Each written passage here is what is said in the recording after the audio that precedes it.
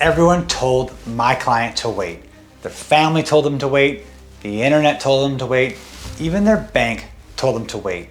They waited 8 months. And at the end of those long 8 months, the home that they originally wanted had gone up over $60,000. The rate they were quoted was gone.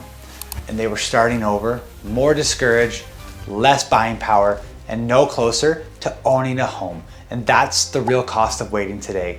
And today, I want to show you exactly what's actually happening in this market right now. Not the fear, not the headlines, not the crash predictions, the real picture. Because something is shifting, and if you understand what's coming, you can use it to your advantage. Let's go. I want to address the crash conversation first, because I know that's why a lot of you are here right now.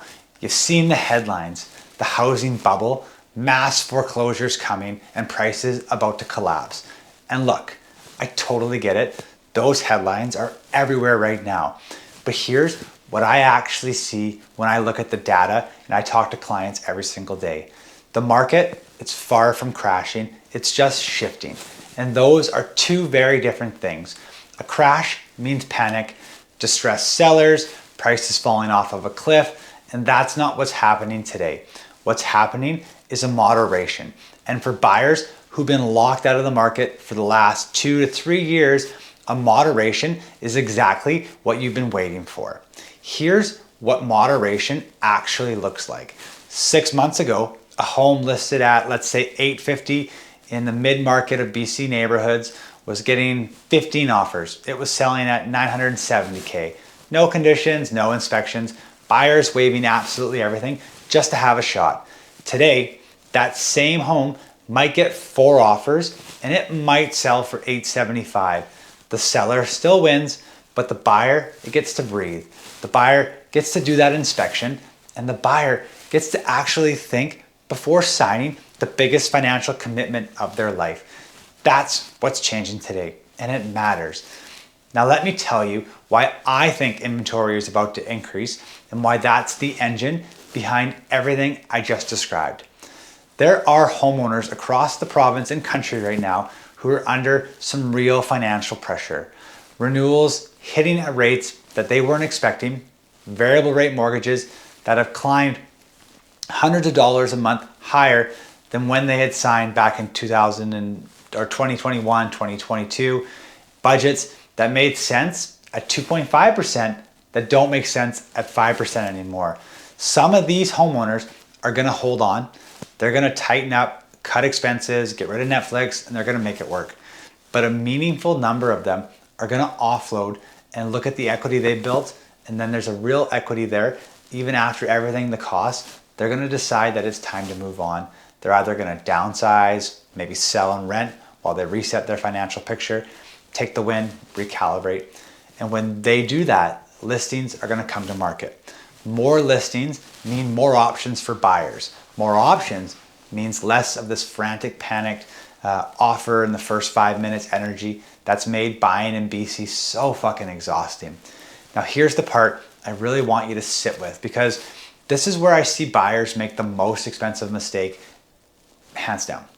They hear more inventory coming and they think, great, I'll wait a little longer.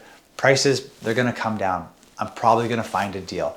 Yeah, I understand that logic completely, I've been there, but let me explain to you what the math actually looks like. Let's say prices come down another 3 to 5% in certain markets. On an 800K townhouse, that's $24,000 to $40,000. Sounds meaningful, right? But factor in that rates are still variable, very volatile right now. If the Bank of Canada cuts rates, and most economists think cuts are still coming, what happens to buyer demand? Every buyer who's been sitting on the sidelines, they're gonna flood back into the market at the same time you're about to make the offer. You're now back to competing against 12 offers. You're back to waiving all of your conditions up front. You're back to offering 80K over asking. And whatever you saved waiting on price, you just lost in competition. This is the trap. Timing the market, it feels smart on paper, but it almost never works. The buyers I've watched actually win in this market, they're not the ones who timed it perfectly. They're the ones who got their structure right, and they moved when they were ready. Let me come back to my client from the beginning of this video. After 8 months on the sidelines, they came to me. And the first thing I said to them was, let's stop talking about the market for just a second here. Let's talk about you and your family. What's your income?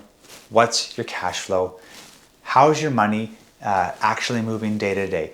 Because here's what I've learned after 6 years of doing this. Most people, they don't lose in the housing market because they bought at the wrong time. They lose because they bought with the wrong structure or a lot of what ifs built in. They're chasing the lowest rate. They take a 5-year fix because their parents told them to, and it feels quote unquote safe. And then they spend the next 5 years in a mortgage that's working against their cash flow instead of with it.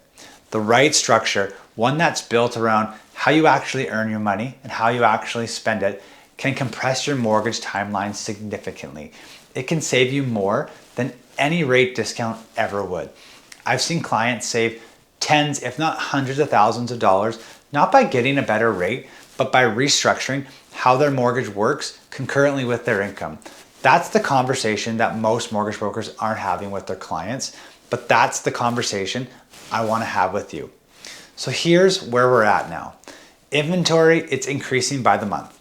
That frantic energy of the last 2 years, it's sort of cooling. Buyers are getting more options, more time, and more negotiating power. Prices, they're not crashing, but the days of paying $100K over asking with no conditions, they're basically gone in most, if not all markets. This is a window, not a guaranteed or defined window, not a permanent window, but a small glimpse in time. And the buyers who walk through it prepared with the right pre-approval, the right structure, a clear strategy, are going to look back in 5 years and know that they made the right call. The buyers who keep waiting for the crash that's never going to come are going to be having the same conversation in a different market with higher prices. Don't be that buyer. If you want to know exactly where you stand, what you qualify for, and what the right structure looks like for your income, and what it actually costs you to keep waiting, drop playbook in the comments. I'll reach out to you personally and we'll run the numbers together for your situation. No pressures, no pitch, no strings attached, just clarity. And if you know someone who's been sitting on the sidelines, send them this video. It might be exactly what they needed to hear. What do you think happens to the BC housing market over the next 6 to 12 months? Drop it in the comments below. I read every single one and I want to know where you're thinking. And when you're done with this one, check out last week's video where I compare renting versus buying in today's market. I'll see you there.